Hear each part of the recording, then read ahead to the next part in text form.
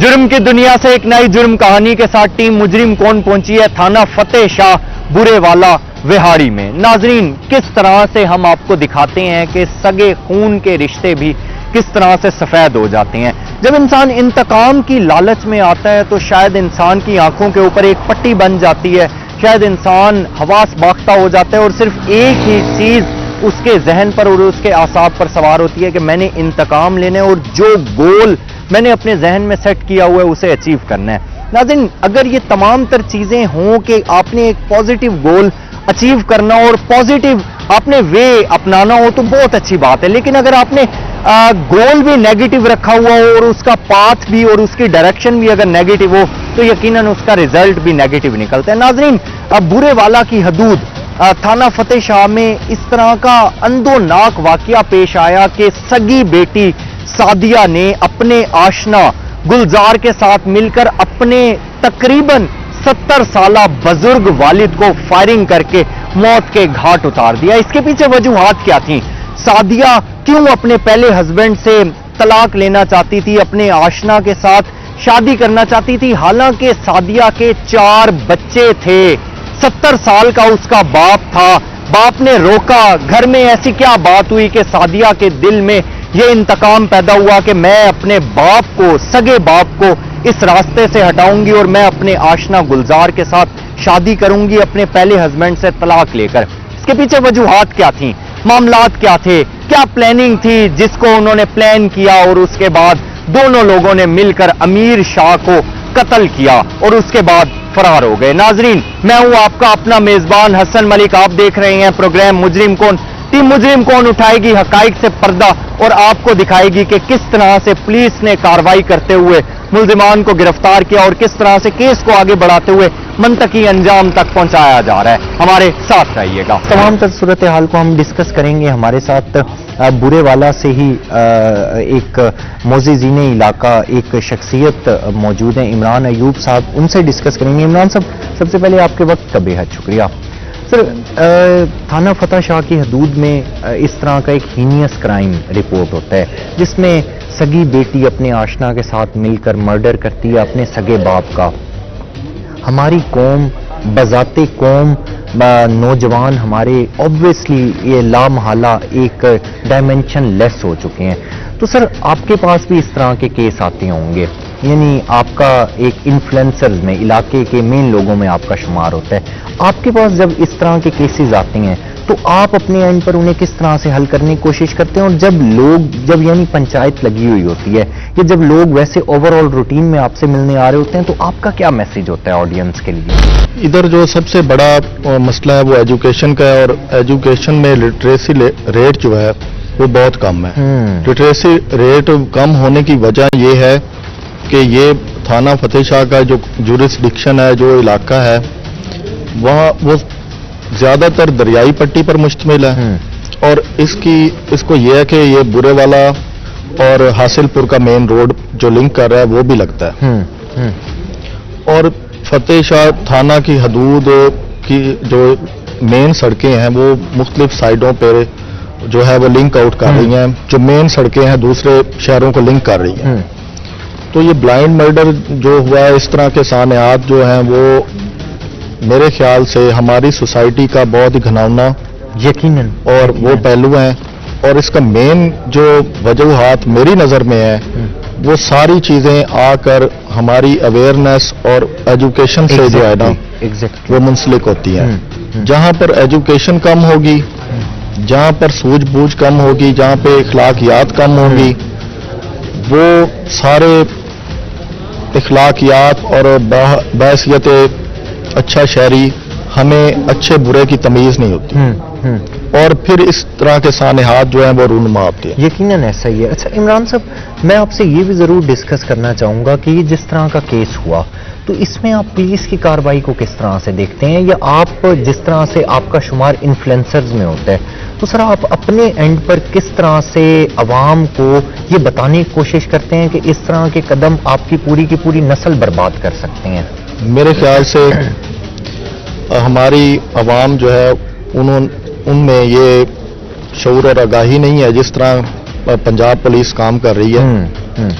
ہم ہمیشہ منفی پہلو کو دیکھتے ہیں. اگر آپ بینگ علاقے کے ذمہ دار ہونے کے ناطے میں آپ کو یہ بتاؤں گا کہ یہ جو مرڈر ابھی ٹریس ہوا ہے، اس طرح کے بے تحاشا جو ہے معاملات، اسپیشلی جو ہمارے متعلقہ ایس ایچ او ہیں اب تعینات ہیں امین صاحب، ان کی بے حد انتھک محنت اور گڈ پولیسنگ جو ہے نا، اس کی وجہ سے انہوں نے ساری انٹیلیجنس کو شامل کیا، جس میں بے تحاشا آج کل سہولیات بھی ہیں، ہیومن انٹیلیجنس ہے، آئی ٹی کا معاملہ ہے، ٹیکنالوجی ہے ساری. جی ساری چیزوں کو بروئے کار لا کر انہوں نے بہت محنت اور کاوش سے یہ کام کیا، اور میں انہیں اپریشیٹ بھی کروں گا کہ انہوں نے بہت اچھا کام کیا اور اس کو بلائنڈ مرڈر کو ٹریس کیا، کیونکہ نہ ہی وہ قاتل اور نہ ہی مقتول متعلقہ تھانے کا رہائشی ہے، بلکہ وہ سفر کر رہے تھے، اور وہ اس کو مطلب پوری آپ کے سامنے سٹوری ہے اس کی کہ کس طرح یہ معاملات ہوتے ہیں. راہگیر کو جو یہاں کا رہائشی بھی نہیں ہے اور قاتل بھی جو ہے ان نون ہو، علاقے کا نہ رہنے والا ہو، تو یہ ایک امتحان، کڑا امتحان تھا متعلقہ پولیس کا، اور وہ ایسے تھانے کے لیے جہاں پہ سہولیات کا فقدان ہے اور دریائی پٹی کا تھانہ ہے. یقیناً تو آپ اس کو بہتر سمجھ چکے ہوں گے کہ یہاں یقیناً بالکل ایسے ہی ہے. یقیناً عمران صاحب آپ ہمارے ساتھ موجود رہے، آپ کے وقت کا بے حد شکریہ. سر بہت بہت شکریہ. جو آپ کے ساتھ ڈسکشنز ہوئیں وہ بڑی امپورٹنٹ ڈسکشنز تھیں. علاقے کے جو معزز لوگ ہوتے ہیں وہ میں سمجھتا ہوں ایک بیک بون کی حیثیت رکھتے ہیں علاقے کے لیے، کیونکہ ہر طرح کے لوگ ان کے پاس آتے ہیں، آ کر ڈسکشنز بھی کرتے ہیں. تو مزید اللہ تعالیٰ آپ کے لیے آسانیاں پیدا کریں، آپ کا جو مشن ہے اللہ تعالیٰ اس میں آپ کو کامیابی دیں. آپ ہمارے ساتھ موجود رہے، آپ کا بے حد شکریہ. ناظرین، عمران ایوب صاحب ہمارے ساتھ موجود تھے، علاقے کے معزز لوگوں میں ان کا شمار ہوتا ہے. یقیناً اوور آل ڈسکشن ہو رہی تھی کہ کس طرح سے یہ جب کرائم سرزد ہوتے ہیں تو اس کے پیچھے وجوہات کیا ہوتی ہیں. تمام تر صورتحال کو ڈسکس کرنے کے لیے ہمارے ساتھ ایس ایچ او تھانہ فتح شاہ محمد امین جھنڈیر صاحب موجود ہیں. امین صاحب، آپ کے وقت کا بے حد شکریہ. سر، بلائنڈ مرڈر ویسے ہی، مرڈر تو ویسے ہی ایک ہینیس کرائم ہے. بلائنڈ مرڈر جس میں ایک شخص کی جان لے لی جاتی ہے، علاقے میں اتنا زیادہ خوف و ہراس پھیلایا جاتا ہے، اور وہ ایک چیز کافی زیادہ ٹائم تک شہریوں کے ذہنوں پر نقش رہ جاتی ہے. سر، کس طرح سے آپ کو اطلاع ملتی ہے؟ موقع پر آپ پہنچتے ہیں، موقع کس طرح سے تھا؟ آگے کیس کو کس طرح سے بڑھایا گیا؟ تفتیش کس طرح سے کی گئی؟ بتائیے گا. بسم اللہ الرحمن الرحیم. 6 اکتوبر کی صبح 10 ساڑھے 10 بجے ہمیں 15 پہ اطلاع ملتی ہے کہ ایک شخص کو فائر مار کے کسی نے قتل کر دیا ہے. موقع پہ جب پہنچتے ہیں، موقع پہ مقتول کے وارثان بھی آ جاتے ہیں، اس کا داماد اور دیگر رشتہ داران. کوئی کہتا ہے، پہلے تو انہوں نے بتایا کہ رابری کی کوشش کی گئی ہے، لوٹنے کی کوشش کی گئی ہے، اور 2 بندوں نے آ کے فائر کیا اور قتل کیا اور نکل گئے ہیں. اچھا. تو وہاں پہ جب موقع پہ ہم موجود تھے، میں نے وہاں پہ چیک کیا تو ان سے پوچھا کہ مقتول کی رقم، پیسے وغیرہ بھی اس کی جیب میں موجود ہے، اس کا موبائل موجود ہے، اس کی موٹر سائیکل بھی موجود ہے، مطلب اس سے چھین کے کوئی چیز لے کر کوئی بھی نہیں گیا. تو جب چھینی کوئی چیز نہیں ہے یا اس پہ کشمکش کے نشان نہیں ہے کہ کسی نے کوشش کی ہو، اس نے آگے مزاحمت کی ہو، کپڑوں پہ کوئی نشان ہو، ایسا وہاں پہ تھوڑی سائڈ پہ کچی زمین تھی، وہاں پہ کشمکش کے پیروں کے نشان اس طرح موجود ہوں، تو ایسا کچھ نہیں ملا ہمیں. کیونکہ یہاں سے یہ رابری کی کوشش یا رابری تو محسوس نہیں ہو رہی. آپ مجھے، کیونکہ اس وقت پھر موقع ایسا نہیں تھا، سب سے پہلے تو ہم نے مدعی، اس کا داماد مدعی بنا، کیونکہ اس کی اولاد نرینہ کوئی نہیں تھی. اچھا. مقتول کا کوئی بیٹا نہیں تھا، صرف 2 بیٹیاں تھیں اس کی. تو اس کا داماد مدعی بنا نجیب اللہ. داماد سے اپلیکیشن لے کے ہم نے FIR درج کی، اس کو مقتول کو پوسٹ مارٹم کے لیے ہسپتال لے گئے، اس کو پوسٹ مارٹم کرایا، انیشیل کروائی ہم نے کی، PFS سے فورنزک لیب کی گاڑی وہ بھی موقع پہ آئی، اپنی ایویڈنس کلیکشن کی انہوں نے. اب اس کے بعد یہ ساری بیسک کارروائی کے بعد اب ہمارے لیے مسئلہ یہ تھا کہ ہم نے ملزم کو کیسے تلاش کرنا ہے. بڑا ملزم کا کوئی اتا پتہ نہیں. ہم نے ان لوگوں سے، مدعیوں سے پوچھا کہ آپ کی کسی سے کوئی دشمنی ہو، کوئی عداوت ہو، کوئی زمین جائیداد کا تنازع ہو، یا پہلے کسی سے کوئی ایسی دشمنی چل رہی ہو، کوئی چیز ہمیں ایسے کلو مل جائے. ہمیں کوئی ایسی بات مدعیوں سے نہ ملی. انہوں نے بتایا جی ہماری کسی سے کوئی دشمنی نہیں ہے, نہ کوئی عداوت ہے.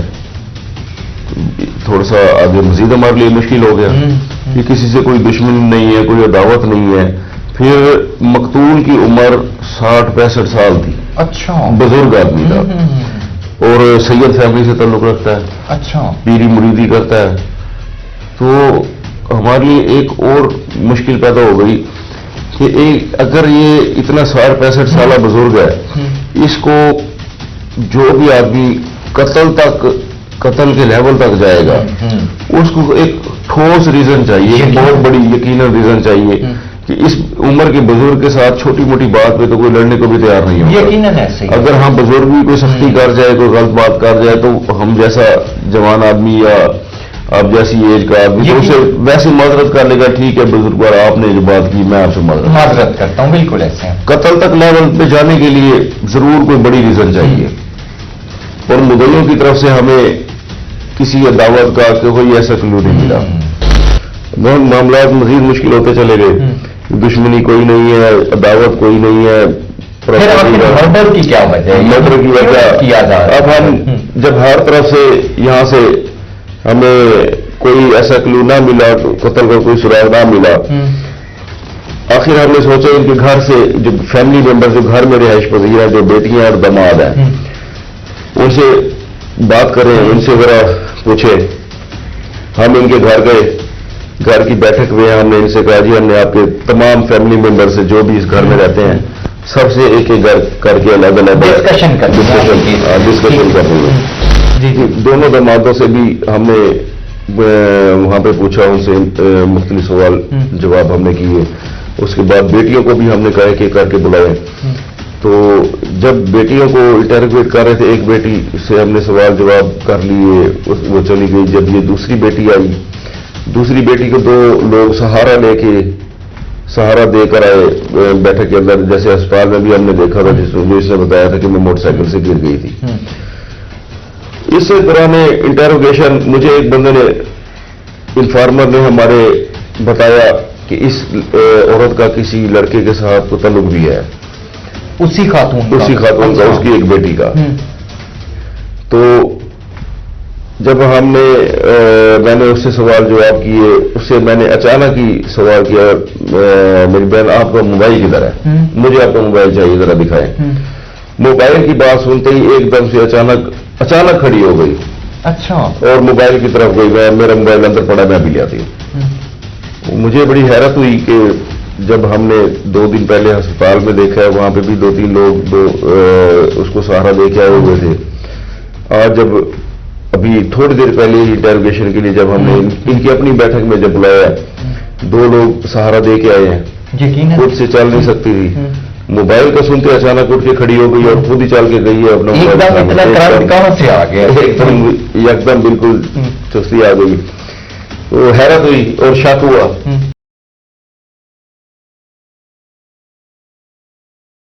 ناظرین, یہ جس طرح سے ہم آپ کو سارا کیس دکھاتے چلے آ رہے ہیں, اس کی سٹارٹنگ جس طرح سے ہوئی, وائنڈ اپ اس کو کس طرح سے کیا گیا, اور اسپیشلی آفیسرز کا اس میں کتنا رول تھا, کیونکہ جو فیلڈ میں سٹاف موجود ہوتا ہے ان کی جتنی ایفرٹس ہوتی ہیں وہ تو بالکل ڈیفرنٹ ہوتی ہیں, لیکن جو کمانڈ کر رہے ہوتے ہیں, جو لیڈ کر رہے ہوتے ہیں, اور اسپیشلی جو ڈائریکشن اور ڈائمینشن دے رہے ہوتے ہیں, ان آفیسرز کی آبویسلی ویلیو بہت زیادہ ہوتی ہے, کیونکہ وہ تمام تر چیزوں کو لیڈ بھی کر رہے ہوتے ہیں. تو سارے کیس کی تفتیش اور اسے پورا پروسیڈ کرنا کتنا زیادہ مشکل تھا. اور سب سے بڑی بات یہ, اس طرح کی دریائی بیلٹ میں روزانہ کی بنیاد پر ہینیس کرائم بڑھنے کی وجوہات کیا ہیں, اس تمام تر صورتحال کو ڈسکس کرنے کے لیے ہمارے ساتھ ڈی ایس پی برے والا سرکل رانا کاشف صاحب موجود ہیں. سر, سب سے پہلے آپ کے وقت کا بے حد شکریہ. سر, سب سے پہلی چیز یہ ہے کہ سگی بیٹی اپنے سگے والد کو آشنا کے ساتھ مل کے مرڈر کرتی ہے. پورے کیس کی تفتیش کتنی زیادہ مشکل تھی؟ یہ جب مرڈر ہوا تو اس وقت یہ کافی کمپلیکیٹڈ تھا, کیونکہ جب چیک کیا تو نہ وہ جو بزرگ امیر تھے, تقریباً 70 سال کے قریب ان کی عمر تھی, کراچی میں وہ جاب کرتے تھے, وہاں سے ریٹائر ہو کے ادھر آئے. پراپرٹی بھی ان کی تھی, 3-4 مکان تھے, سارا لیکن بیک گراؤنڈ چیک کیا تو ان کی کوئی دشمنی نہیں، کسی کے ساتھ کوئی دشمنی نہیں تھی، کوئی بیک گراؤنڈ میں بھی دشمنی نہیں تھی، کوئی وراثت کا بھی کوئی ایشو نہیں تھا کزن کا. اس لیے بڑا کمپلیکیٹڈ ہو گیا کہ اس کو کیسے سارٹ آؤٹ کیا جائے. پھر ہماری S H O investigation team اور ہماری آئی ٹی ٹیم، انہوں نے پھر بڑا اس پہ کام کیا، بڑی محنت کی، کیمراز وغیرہ چیک کیے، پورے روٹ کئی کلومیٹر کے روٹ چیک کیے. اس سے پھر ہمیں ایک اسکیچ ملا جس سے پھر ہم نے آگے کام شروع کیا.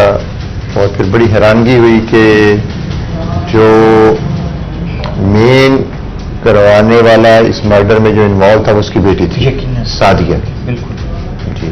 پھر اس پہ جب سعدیہ کو انٹروگیٹ کیا گیا پہلے تو وہ اس کے وہم و گمان میں بھی نہیں تھا، لیکن جب اس کو صحیح طریقے سے اس کو پوچھ گچھ کی تو اس نے بتایا کہ بالکل میرے ایک وسیم نامی بندے کے ساتھ میرے تعلقات تھے، وہ مجھے اکثر ملنے آتا تھا، تو میرے باپ کو اس کا پتہ چل گیا تھا کیونکہ میرا جو شوہر تھا وہ باہر رہتا تھا، رات کو لیٹ آتا تھا، تو کبھی کبھار نہیں بھی آتا تھا، وہ دوسرے شہر میں تھا. تو میرے باپ کو جب پتہ چلا تو اس نے مجھے بہت روکا، روکنے کے علاوہ اس نے میرے پہ تشدد کیا. تو جس وجہ سے مجھے یہ رائے تھا، میں نے پھر اپنے آشنا کو بتایا، وسیم نامی بندے کو، اور اس نے کہا کہ پھر پلاننگ کی کہ یہ رستہ صاف کرتے ہیں. سعدیہ نے کہا کہ تم جو ہے میرے باپ کو اس کا مرڈر کر دو اور پھر میں اپنے شوہر سے طلاق لے لوں گی. اب تو وہ رکاوٹ بن رہا ہے میرا باپ، تو رکاوٹ بھی نہیں ہوگی، میں اسے ڈائیورس لے لوں گی اور پھر ہم شادی کر لیں گے اور اسی گھر میں یہ جو ہے ہمارا گھر میرے والد کا، تم ادھر ہی رہنا. ہمارے ساتھ موجود ہیں غلام عباس صاحب، ایڈوکیٹ بھی ہیں، علاقے کے معززین لوگوں میں بھی ان کا شمار ہوتا ہے، تو ان کے ساتھ ہم مختلف پہلوؤں پر ڈسکشن کرنے کی کوشش کریں گے. غلام عباس صاحب، آپ کے وقت کا بے حد شکریہ. سر، سب سے پہلی چیز تو میں آپ سے یہ ضرور ڈسکس کروں گا کہ اکثر ہم کیسز میں اس طرح سے دیکھتے ہیں کہ گھر کے اندر اگر کوئی وقوع ہوتا ہے تو ان کے گھر کا کوئی ایک فرد مدعی بن جاتا ہے، ایک جو مقتول ہے وہ تو ویسے ہی چلا جاتا ہے، اور جو قاتل ہوتا ہے وہ بھی گھر کا ہی بندہ ہوتا ہے. سر، اینڈ میں لامحالہ جا کر کہیں نہ کہیں صلح ہو جاتی ہے. اس چیز کو کس طرح سے کم کیا جا سکتا ہے؟ آپ کیا سمجھتے ہیں کہ کیا معاملات ہیں ہماری سوسائٹی میں، کیوں اس طرح کے واقعات سرزد ہیں؟ ہماری سوشل سوسائٹی میں یہ ایک عام ہو گیا ہے. یہ جو ہمارے پی پی سی ہے، تعزیرات پاکستان ہے، اس میں قتل کی ڈیفینیشن آتی ہے اور تمام جرائم کی آ جاتی ہے. پارلیمنٹ نے قانون سازی کرتے ہوئے اس میں ترمیم کر دی ہے، اس راضی نامے کو رد کر دیا ہے. اچھا جی بالکل سر. میں بتانا چاہوں گا کہ اگر کوئی کسی وقوع میں، جس طرح یہ بلائنڈ وقوع ہوا ہے، گھر والا کوئی بھائی کوئی والد کہ اپنی کسی رشتہ دار کو قتل کرتا ہے اور وہ ٹریس ہو جاتا ہے، گرفتار ہو جاتا ہے، اس کا جو ہے مدعی جو ہے یا گواہان جو ہیں وہ خود اپنے فیملی ممبر بن جاتے ہیں. بالکل بالکل ایسا ہی ہے. اب جب وہ چلا جاتا ہے تو سیریز آف عدالتوں کے کیسز ہیں، ٹرائل کیسز میں سپریم کورٹ تک، ان کو انہوں نے نام دیا ہے فساد فی الارض، کہ چاہے کوئی گھر والا مستغیث جو ہے، مدعی جو ہے، وہ راضی نامہ ہی کر جائے، تمام فیملی ممبر راضی نامہ کر جائیں، لیکن اعلیٰ عدلیہ کے پاس، جوڈیشری کے پاس یہ پروویژن دی گئی ہے کہ وہ اس ملزم کو سزا فساد فی الارض میں کنورٹ کرتے ہوئے اس کو سزا دیں. اچھا، راضی نامے کے باوجود بھی. یہ ہمارے پی پی سی میں 311 ایکٹ میں آ گیا ہے، 302 آ گیا، اس کے بعد 311 آ گیا، 309 آ گیا ہے کہ یہ ہمارے جج صاحب کے پاس پاور ہے کہ چاہے پوری فیملی جو ہے نا وہ معاف کر راضی نامہ کر دے، لیکن فساد فی الارض ہے، یہ قتل ہوا ہے، مرڈر ہوا ہے، قاتل کو سزا دینی چاہیے. یہ ہماری اسٹیٹ کی ذمہ داری ہے. ہماری جان اور مال کا تحفظ وہ اسٹیٹ کی ذمہ داری ہے. یہ نہیں کہ بھائی بھائی کو قتل کر دے اور دوسرے دن جا کے بیان دے. بالکل نہیں ہو سکتا اگر ہماری جوڈیشری نہ چاہے. اچھا، لیکن سر ویسے ہم اوور آل اکثر معاملات میں دیکھتے ہیں کہ وہ جب سٹارٹ میں اس طرح کا وقوع ہو جاتا ہے سر، اینڈ میں لامحالہ کہیں نہ کہیں ان کا لین دین ہو جاتا ہے یا کچھ اس طرح سے اینڈ میں معاملہ پیچ اپ ہو جاتا ہے، اور جو عوام سفر کر رہی ہوتی ہے، جو ایک خوف کی فضا تاری ہوتی ہے، وہ ویسے کی ویسے رہتی ہے. یہ ہماری جوڈیشری کو ڈیسیژن پاور لینی چاہیے، ان کے پاس اختیارات ہیں، وہ پھر وہ نظریہ ضرورت، مصلحت उसी किसी गांव में है, रिश्तेदारियां हैं, ज्यादा दुश्मनियां बढ़ेंगी, एक को सजा देंगे, वो दोबारा ज्यादा, वो उसको कत्ल कर देगा, वो उसको, वो भाई है, ये इनके रिश्तेदारी है, पंचायत में जी इनकी सुलह करवा दी गई है, आपके सामने बयान हो गए हैं, अब इनको माफ कर देना चाहिए, चाहे भाई है चाहे वालिद है। वो भी मुसलहत के शिकार हो जाते बिल्कुल हैं, ठीक है। कानून के मुताबिक वो नहीं चल रहे फिर, उनको फसाद फिल अर्ज में इनको सजा देनी चाहिए ताकि जो कातिल है वो अपने अंजाम को पहुंचे। कातिल अंजाम को पहुंचे। और सर अगर सोसाइटी में इस तरह के लोग कुछ सोच रहे हैं करने को, तो उन्हें इबरत का निशान होना चाहिए, बिल्कुल होना चाहिए कि जी अगर एक बंदे ने इस तरह का काम किया तो उसे मकामी इबरत तक पहुंचाना चाहिए, और अगर हम करेंगे तो हमें भी इस तरह की सजा मिलेगी। बिल्कुल मिलेगी। तो इन तमाम तर चीजों को काउंटर किस तरह से किया जा सकता है? दो चीजें हैं, मुअज़्ज़िज़ीन इलाका और जो हमारी पुलिस है, वो पुलिस जो है ना वो बहुत सख्त है, सख्त होना चाहिए। मुअज़्ज़िज़ीन इलाका का मेरा जो नक्स है ना, वो मैं खुद एडमिट करता हूं कि अगर मेरे गांव में कोई शराब बेच रहा है, मैं पॉइंट आउट नहीं कर रहा, यानी शेल्टर दिया जाता है मुसलियत के तहत कि हमने वोट लेने इनके घर जाना है। कोई शराब बेच रहा है, कोई मनशियात बेच रहा है, मैं पॉइंट आउट नहीं कर रहा। हमारे अड्डे पे चले जाएं, खुले आम ये इंजेक्शन, ये 2 नंबर दवाइयां सब कुछ हैं, हम जिम्मेदार भी हैं। हम जो जाली खाद और डबल रेट पे खाद खरीदते हैं लेकिन पॉइंट आउट नहीं कर सकते। सारा मुआशरा इस तरह का। आप किसी अड्डे पे चले जाएं, आप खरीदे मंशियात, वो आपको खरीद के देंगे, अगर आप कहेंगे घर दिखा, वो नहीं दिखाएंगे। अब मैं ये अपना थाना फतेह शाह है, SHO साहब मोहम्मद अमीन साहब जब से आए हैं, एक हमारी यहाँ 17.5 लाख की डकैती हुई थी, घर की डकैती हुई थी, और उन्होंने IT के साथ और CS स्टाफ से मिलकर वो मुलजम ट्रेस किए और रिकवरी करवाई। एक घर की वारदात है 22.5 लाख की, वो भी मुलजम गिरफ्तार करके और रिकवरी करवाई है। एक रोड डकैती है 7 लाख की, उनको भी उन्होंने गिरफ्तार करके और रिकवरी करवाई है।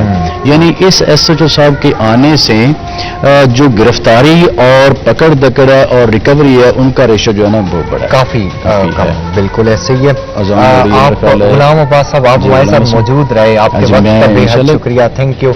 नाज़रीन, हमारे साथ मुअज़्ज़िज़ीन इलाका में से गुलाम अब्बास साहब मौजूद थे, एडवोकेट भी हैं, जिनकी जानिब से ओवरऑल तमाम तर डिस्कशंस की जा रही थी कि किस तरह से इन तमाम तर चीज़ों को कम किया जा सकता है, पुलिस की कार्रवाई के रिलेटेड भी, और ओवरऑल जो मुद्दाई और जो दूसरे फ्रीकीन होते हैं उनके रिलेटेड भी डिस्कशंस जारी थी। नाज़रीन, कोशिश करेंगे आपको दीगर लोगों से भी बात करने की कोशिश करें, हमारे साथ रहिएगा।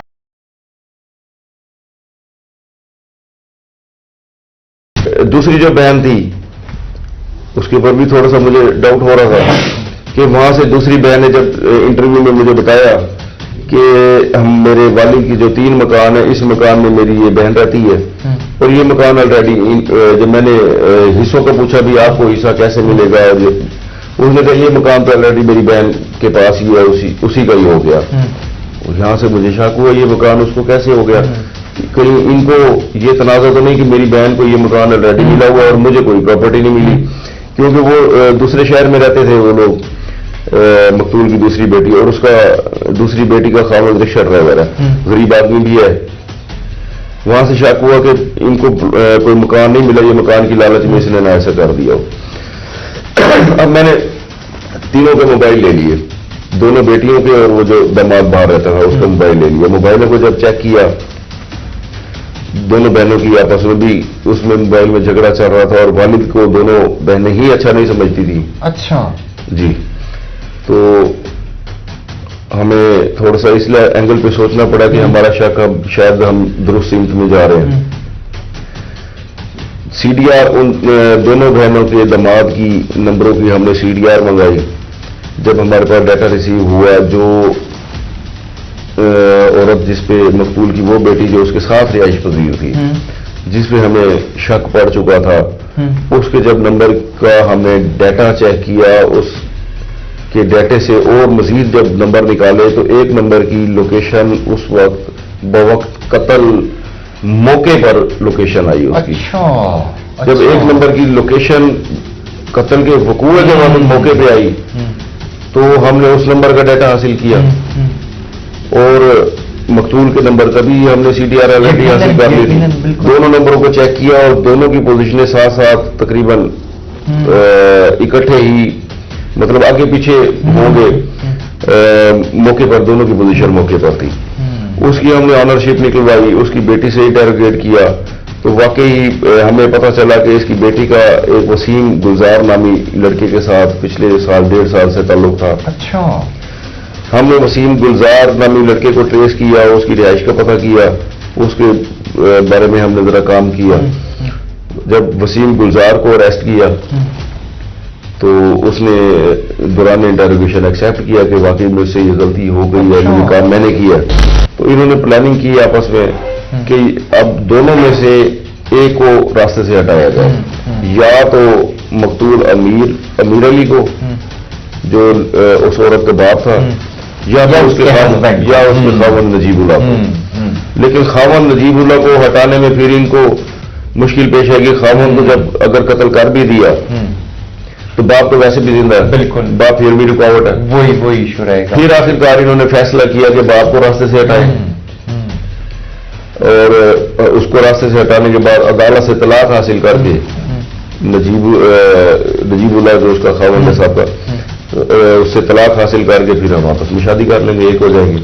یعنی امین صاحب اس سارے کیس میں بیٹی ہی بیسیکلی ماسٹر مائنڈ تھی اپنے باپ کو قتل کرنے میں, کچھ اس طرح کا بیٹی کی ماسٹر مائنڈ ہے. میں آپ سے ایک اینڈ میں میسج ضرور لینا چاہوں گا. امین صاحب ہم دیکھتے ہیں ریگولر بیس پر نوجوان نسل, اسپیشلی اب آپ دیکھیں بیٹی اور والد کا کتنا کلوز رشتہ ہے, اور وہ بیٹی ہی اپنے باپ کو سمجھانے کی بجائے یا اس کی بات سمجھنے کی بجائے بیٹی ماسٹر مائنڈ بنی اور مرڈر کر دیا باپ کا. کیا میسج دینا چاہیں گے ہماری یوتھ کے لیے, خواتین کے لیے, بچوں کے لیے, کہ کیوں ہمارے نوجوان نسل اتنے زیادہ بگاڑ کا شکار ہوتے چلے جا رہے ہیں؟ میرے خیال میں جو میڈیا, الیکٹرانک میڈیا, فلمیں, ڈرامے, انہوں نے ہمیں کافی فائدہ دیا تو نقصانات بھی کافی دیے. اب یہ لوگ بھی مرڈر کی پلاننگ میڈیا پر دیکھ کے مختلف ڈرامے اور فلمیں وغیرہ دیکھ کے یہ پلاننگ کرتے رہے. اب یہ ایسے بچے تو تھے نہیں کہ جن کو ہم سمجھیں کہ یہ چھوٹی عمر کے بچے تھے, بے روی کا شکار ہو گئے, جنہیں کسی چیز کا پتہ نہیں تھا. یہ عورت تو 4 بچوں کی ماں ہے. اچھا جی, اس کے 4 بچے ہیں. ہم یہ تو کہہ نہیں سکتے کہ یہ ارلی ایجز کے اندر ٹین ایجز تھی یا کوئی اس طرح یہ بے روی کا شکار ہو گئی. کہ 4 بچوں کی ماں تھی, والدہ تھی, شادی شدہ تھی, اس کو ایسے قدم نہیں اٹھانے چاہیے تھے, اپنے خاوند کے ساتھ بھی باوفا رہنا چاہیے تھا. یقیناً جس سے وہ آج وہ خود بھی پشیماں ہوگی, اس کا ہسبینڈ بھی, ایک فیملی نہیں ساری فیملی سفر کر رہی ہے. جب ہم مدعی سے بات کرتے ہیں وہ انتہائی پریشانی کے عالم بتاتے ہیں, میرا تو گھر برباد ہو گیا. داماد میں اس کے بیٹے کی طرح, مقتول کے بیٹے کی طرح اس کے گھر میں رہ رہا تھا. سسر بھی قتل ہو گیا اور قاتلہ بھی میری بیوی نکلی. وہ سارا خاندان بگڑ گیا, پوری کی پوری نسل بگڑ گئی. پر امین صاحب آپ ہمارے ساتھ موجود رہے, آپ ساری ڈیٹیلز بتا رہے تھے, آپ کے وقت کا بے حد شکریہ. اللہ تعالیٰ آپ کو مزید اس طرح کی کامیابیاں دیتے رہیں, اس طرح کے جتنے کیسز ہیں وہ آپ اسی طرح سے ٹریس کرتے ہیں. ناظرین, SHO تھانہ فتح شاہ محمد امین جنڈیر صاحب ہمارے ساتھ موجود تھے, جن کی جانب سے کیس کے ریلیٹڈ تمام ڈیٹیلز بتائی جا رہی تھی, کس طرح سے ایک بلائنڈ مرڈر کو ٹریس کیا اور کس طرح سے اب تمام تر اس کے جو ایویڈنسز ہیں انہیں کلیکٹ کر کے منطقی انجام تک پہنچانے کی کوشش کی جا رہی ہے. ناظرین ہمارے ساتھ رہیے گا.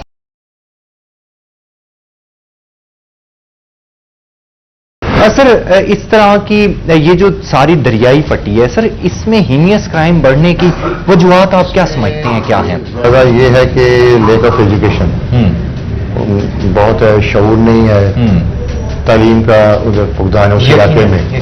کیونکہ ہمارا یہ والا جو علاقہ ہے یہ تو بڑا پڑھا لکھا علاقہ ہے, یہ سائڈ جو ہے ہماری سٹی ویلی اور سارا بڑا اس کا, لیکن وہاں یہ پرابلم ہے تعلیم کا, شعور کا, ویلیوز کا تھوڑا, تو اس لیے یہ ریزنز بنتی ہیں اس طرح کی. ظاہر ہے سر. وہ اچھا بیسیکلی سر ایک ریزن بھی نہیں ہوتی, بہت سارے ریزنز اور بہت سارے فیکٹرز انوالو ہو کر نیگیٹیوٹی کو لیڈ کرتے ہیں. سر اینڈ میں آپ سے میسج لینا چاہوں گا والدین کے لیے, نوجوان نسل کے لیے, اوور آل سوسائٹی کے لیے, کہ سر ہم سوسائٹی کے لیے کیا میسج دینا چاہیں گے آپ؟ سوسائٹی کے لیے یہ میسج ہے کہ اپنے اب وقت بدل چکا ہے، اپنی آنے والی جو نسل ہے، بچے ہیں، ان کو تعلیم یافتہ کرائیں، اور تعلیم کے لیے ساتھ ساتھ ضروری ہے کہ اخلاقی بھی اور دنیاوی اور دینی دونوں تعلیم، اور والدین کا یہ ہے کہ والدین اپنے بچوں پہ چیک بھی رکھیں، دیکھیں جو وہ کر رہے ہیں، کیا کر رہے ہیں، جو پڑھ رہے ہیں، جو وہ سارا اس پہ نظر رکھیں۔ آج کل یہ دیکھا گیا ہے کہ اتنی مصروف زندگی ہو گئی ہے کہ جو والدین ہیں ان کے پاس ٹائم نہیں ہے، تو اس لیے وہ بچوں کو نہیں لک آفٹر کر پاتے کہ بچے کیا کر رہے ہیں۔ اور سر وہ جو ایک کمیونیکیشن گیپ ہے اس کی وجہ سے بہت سارے کرائم بڑھنے کی وجوہات بھی آ رہی ہیں، کیونکہ بچے والدین سے ڈسکشن نہیں کر پاتے، والدین بچوں کو ٹائم نہیں دے پاتے، تو جو انہیں بہتر لگتا ہے وہ ڈیسیژن لے لیتے ہیں۔ Sir thank you so very much, آپ ہمارے ساتھ موجود رہے۔ ناظرین، ڈی ایس پی بورے والا سرکل رانا کاشف ریاض صاحب ہمارے ساتھ موجود تھے، جن کے ساتھ ڈسکشن جاری تھی کہ کیوں اس ایریے میں کرائم بڑھتا چلا جا رہا ہے، کیوں ہماری سوسائٹی جو ہے وہ نیگیٹیوٹی کا شکار ہوتی چلی جا رہی ہے، اور کس طرح سے اس تمام تر چیزوں کو کم کیا جا سکتا ہے، اور کس طرح سے ان تمام تر نیگیٹیوٹی پر اوور کم کیا جا سکتا ہے۔ ناظرین، یقیناً آپ کو، مجھے، ہر کسی کو اپنے اینڈ پر اپنے آپ کو بدلنے کی ضرورت ہے، ہمیں اپنے حصے کا دیا جلانے کی ضرورت ہے۔ ہمارے ساتھ رہیے گا۔ ناظرین، ایک مقامی رپورٹر اور مقامی صحافی جو ہوتا ہے وہ صرف چیزوں کو باہر سے ہی نہیں دیکھ رہا ہوتا، بلکہ وہ تمام تر چیزوں کو ڈیپلی اور کینلی آبزرو کر رہا ہوتا ہے۔ ایک طرف پولیس کی کارروائی کو دیکھ رہا ہوتا ہے، دوسری جانب لواحقین سے مل رہا ہوتا ہے، تیسری جانب یہ بھی کھوج لگانے کی کوشش کر رہا ہوتا ہے کہ یہ آخر معاملہ سرزد ہوا، اس کے پیچھے محرکات اور وجوہات کیا تھیں۔ یہ تمام تر چیزیں ایک مقامی رپورٹر اور مقامی صحافی ان تمام تر چیزوں کو بڑی ڈیٹیل سے دیکھ رہا ہوتا ہے، گہری نظر رکھے ہوئے ہوتا ہے۔ تو اس تمام تر صورتحال کو ہمارے روہی کے نمائندے جو ہیں وہ کس طرح سے دیکھ رہے تھے، انہیں اطلاع ملتی ہے، وہ پولیس کی کارروائی کو اس تمام تر صورتحال میں کس طرح سے دیکھتے رہے۔ بڑی بات یہ ہے کہ اس طرح کے سائیڈ ایریاز میں اس طرح کے ہینیس کرائم بڑھنے کی وجوہات کیا ہیں، یہ تمام تر باتیں جانیں گے کاشف صاحب سے۔ کاشف صاحب، امید کرتا ہوں آپ خیریت سے ہوں گے۔ دوسرے نمبر پر جو چیز مین امپورٹنٹ یہاں پر ڈسکس کرنے والی ہے وہ یہ ہے کہ وقوع تو ہمیں سمجھ آ گئی بیسیکلی کس وجہ سے ہو رہا تھا۔ کاشف صاحب، یہ بتائیے گا کہ اس تمام تر کیس کو آپ کس طرح سے دیکھتے رہے، آپ اس ساری سچویشن کو، پولیس کی کارروائی کو کس طرح سے دیکھتے رہے، لواحقین سے وہ ریلیجیس ایک پارٹی تھی، وہ جو مقتول تھے ان کا اٹھنا بیٹھنا، کیا دیکھتے ہیں؟ یہ اصل وقوع، اصل حقیقت کیا ہے اس کیس کی؟ دیکھیں، یہ 6 اکتوبر کا واقعہ ہے کہ ہمیں اپنے ذرائع سے ایک اطلاع ملی ہے کہ تھانہ فتح شاہ کا علاقہ ہے، 465 ای بی کے قریب ایک قتل کی واردات ہوئی ہے۔ تو جیسے ہی ہم اس کی نعش کو جو ہے وہ تحصیل ہیڈ کوارٹر اسپتال پہنچایا گیا، ہم وہاں پر پہنچے ہیں، پولیس سے بھی ہماری بات ہوئی ہے، تو جو ہمارے سورس تھے مقامی ان سے بھی ہماری بات ہوئی ہے، جو وقوع کے بعد وہاں پر پہنچے۔ تو اس میں سب سے اہم جو بات سامنے آئی تھی کہ اس واردات کے بعد جو ہے وہ جو مقتول کا موٹر سائیکل تھا وہ وہیں پہ پڑا تھا۔ اس کے ساتھ ساتھ جو ہے وہ اگر واردات ہوتی تو موٹر سائیکل بھی وہ ڈکیٹ جو تھے جنہوں نے مقتول کو قتل کیا اور واردات کی وہ لے کے جاتے، موبائل فون بھی لے کے جاتے، نہ تو موبائل فون وہاں سے گیا نہ ہی موٹر سائیکل وہاں سے گیا۔ تو ہم نے اپنے طریقے سے اس کو انویسٹیگیٹ کیا، تھانہ فتح شاہ پولیس کو بھی ہم کے ساتھ بھی رابطے میں رہے، جیسے جیسے اس کی تفتیش بڑھتی گئی ان کے ساتھ ہمارے روابط بھی رہے۔ اس کے ساتھ ساتھ جو ہے وہ ہم نے موقع پر جو تحصیل ہیڈ کوارٹر اسپتال میں اس کی لاش پہنچی تو ہم نے وہاں پہ جو چیزیں دیکھی تو اس میں یہی نظر آ رہا تھا کہ اس میں یہ واردات نظر نہیں آ رہی تھی، ذاتی دشمنی نظر آ رہی تھی۔ تو ہم نے اپنے جو مقامی جہاں کا رہائشی تھا مقتول امیر شاہ، وہاں سے بھی ہم نے اپنے طور پہ اس کو انویسٹیگیٹ کیا، لیکن کوئی ایسی چیز سامنے نہیں نظر آ رہی تھی کہ اس کو واردات کا رنگ دیا جائے، اور نہ ہی کوئی ایسی دشمنی وغیرہ کو بتائی جا رہی تھی۔ کچھ ایسے واقعات اس سے پہلے رونما ہو چکے تھے کہ ان کی آپس میں لڑائی، خاندانی جو رنجش وغیرہ ہوتی ہے تھوڑی بہت وہ تو ہوتی رہی ہے، لیکن جو اس میں یہ ایک اہم بات جو تھی کہ جو مقتول تھا وہ تعویذ دھاگے کا کام کرتا تھا، ٹھیک ہے، پیری مریدی کرتا تھا۔ تو وہ اس میں یہ بھی کچھ چیزیں ہیں جو معاشرے میں آتی ہیں کہ وہ کہیں وہ ایسا اس میں चीज ना हो कि वो कोई तवीज दागे हो, कोई दुश्मनी वगैरह बन गई हो, ऐसा मामला ना हो। किसी ने जानबूझ के पर्सनल हिट ना करने की कोशिश की। तो जैसे ही पुलिस ने अपनी तहकीकात का पैमाना वसी किया तो उनके जो खास तौर पर फैमिली मेंबर थे उनको इस तहकीक में, इस तफ्तीश में शामिल किया, तो ये चीज़ें सामने, सारी चीज़ें सामने आई। उसमें SHO थाना फतेह शाह अमीन साहब की बेहतरीन कावज थी, इसके साथ IO साहब, उन्होंने इस केस को बड़े अच्छे तरीके से हैंडल किया। इसमें सबसे अहम बात जो सामने आई है, जो मैंने ज़ाती तौर पर देखी है, तो कि मद्दई पार्टी जो है वो पुलिस के साथ किसी ऐसा तावन नहीं कर रही थी जैसा तावन करना चाहिए था। तो इसमें यही चीज़ें सामने आ रही थी कि शायद वो इस कत्ल को जो है वो छुपा रहे थे, कि कहीं ऐसा ना हो कि उनको शायद इसमें मालूम ही हो कि कत्ल किसने किया, किसने करवाया। तो इसमें तकरीबन जो है वो पुलिस की एफर्ट बहुत इसमें शामिल रही। तो पुलिस ने आखिरकार इस जो अंधे कत्ल का सुराग लगा लिया। इसमें मकतूल की सगी बेटी और उसका आशना उसमें शामिल था। मकतूल यही बताया जा रहा है, जो इसमें पुलिस के सामने जो उसने बयान रिकॉर्ड कराया कि वो वालिद जो है वो उसकी शादी पर राजी नहीं था, वो क्योंकि वो पहले ही शादीशुदा थी। बिल्कुल, और चार बच्चों की माँ भी थी। तो अगर उसने शादी करनी थी तो खुला ले लेती, खुला लेने के बाद बहुत सारे और भी दीन में भी इसकी तमाम तर बातें हैं। मैं तो यही समझूंगा इस केस में भी सबसे बड़ी यही चीजें सामने आ रही हैं कि इसमें एंड पे जो है ना वो सुलह हो जानी है, खतून भी बाहर आ जाएगी। जारी बात, जब खतून बाहर आ जाएगी तो उसका शोहर भी ऑटोमेटिकली वो जो उसका पैचअप हो जाएगा, आशना जो है वो भी बाहर आ जाएगा। तो ये चीजें ऐसे ही होती हैं कि बार्गेनिंग, जारी बात है, उसमें एंड पे बार्गेनिंग का मामला ही होता है। काशिफ साहब, हम मुतलका इदारों से यही अपील करेंगे, यही मुतालबा करेंगे कि इस ही केस को एग्जाम्पल बनाकर मंतकी अंजाम तक पहुंचाया जाए और इस तरह के जितने भी दरिंदा सिर्फ लोग होते हैं उन्हें कटहरे में लाया जाए ताकि मुआशरे के लिए एक एग्जाम्पल सेट हो सके। काशिफ साहब, आप हमारे साथ मौजूद रहे, आपके वक्त का बेहद शुक्रिया। नाज़रीन, ये एक अटल हकीकत है कि जब भी इस तरह के कोई मामलात होते हैं तो फैमिली में अक्सर व बेशतर पैचअप हो जाता है, लेकिन इसका हरगिज ये मतलब नहीं होता कि उस शख्स को बिल्कुल खुली छूट दे देनी चाहिए। ऐसा हरगिज नहीं होना चाहिए और ना ही मुतलका इदारों को इस तरह से कभी करना चाहिए कि मुआशरे में इस तरह का एक घिनौना जुर्म सरजद हो और उसके बाद जो मकतूल हैं उन्हें इंसाफ ना मिल सके और जो कातिल है वो सरेआम दंदनाता फिरे। यकीनन इदारों को ये इस तरह के एक कड़े फैसले करने की ज़रूरत होती है कि किस तरह से एग्जाम्पल के तौर पर कुछ केसेस को सेट किया जाए ताकि मुआशरे में इस तरह के जराइम कम से कम हो सकें। हर केस में मैं आपको एक मैसेज देने की कोशिश करता हूँ, इस केस में भी मैं आपको ये मैसेज ज़रूर देना चाहूँगा कि नाजरीन, हमें अपने फैसले सोच समझ कर करने चाहिए। अल्लाह ताला ने जितना इंसान को शऊर दिया है, जितना इल्म दिया है, उस इल्म की बुनियाद पर इंसान को फैसले करने चाहिए ताकि वो इस तरह के फैसले हों कि वालिदैन के लिए भी बाइस शर्मिंदगी ना हो, इंसान की अपनी ज़िंदगी भी ख़राब ना हो और सिर्फ एक ही शख्स इस सारे केस में सफ़र नहीं हो रहा होता बल्कि पूरा ख़ानदान, पूरी की पूरी नस्ल इंसान की सफ़र करती है। हमेशा दुआ करनी चाहिए कि अल्लाह ताला इंसान के लिए आसानियाँ पैदा फरमाए। नाज़रीन, अपने मेज़बान हसन मलिक को इस दुआ के साथ इजाज़त दीजिए कि मालिक दो जहान इस देश को अमन का गहवारा बनाएं। अपना और अपने से जुड़े रिश्तों का, स्पेशली अपने बच्चों का बहुत सा ख्याल रखा करें। अगले प्रोग्राम में एक नए केस के साथ आपकी खिदमत में हाजिर होंगे, तब तक के लिए अल्लाह निगहबान।